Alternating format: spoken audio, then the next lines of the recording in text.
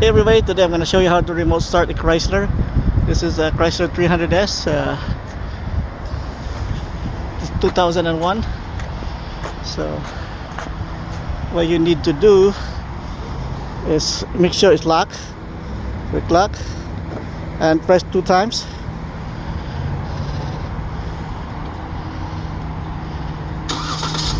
There you go. Start by itself. See, nobody here. To turn it off, just press the thing again and it shut down.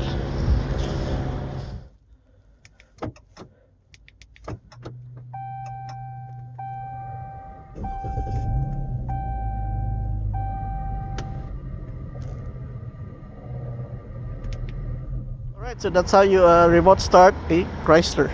This is a Chrysler 300s. Alright, that's it. Thank you for watching. See you next time. Goodbye.